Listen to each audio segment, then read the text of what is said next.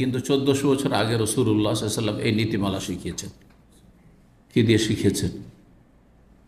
ওই সালামের হাদিস দিয়ে। ইউসাল্লিমুর রাকিব আলাল মাশি, যে বাহনের পিঠে চেপে আছে সে যে হাঁটছে পায় তাকে সালাম দেবে।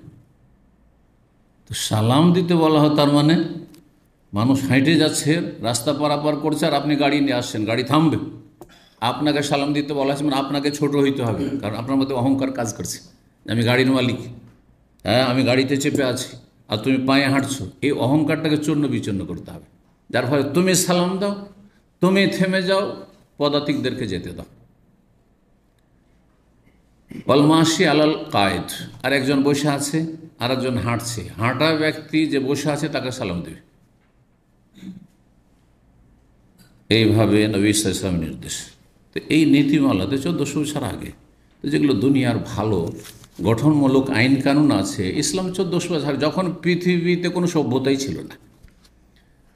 আর পশ্চিমারা যারা আজকাল পৃথিবীর নেতৃত্ব দিচ্ছে আর এসব আইন কানুন শেখাচ্ছে, তারা একেবারে অন্ধকারে ছিল, তারা সভ্যতা থেকে অনেক দূরে ছিল। তখন ইসলাম শিখিয়েছে, জি, তখন থেকে মুসলিমরা সভ্য। জি। কিন্তু কোনো মুসলিম যদি বেআমল হয়, আমল না করে, তাহলে সে অসভ্য। আমল করা মানুষ, ধার্মিক মানুষ 1400 বছর আগে থেকে সভ্য। তাদের ইসলাম ছোট থেকে শিখিয়েছে যে তার চলাফেরা, জীবনযাপন, আখলাক চরিত্র, আল্লাহর সাথে, মানুষের সাথে, সৃষ্টির সাথে কেমন হইতে হবে, এটা হচ্ছে সভ্যতা। কার সাথে কেমন চলতে হবে, কার সামনে কথা বলতে হবে, কার সাথে কেমন আদব কায়দা করতে হবে, এইসব ইসলাম 1400 বছর আগে শিখিয়ে রেখেছে।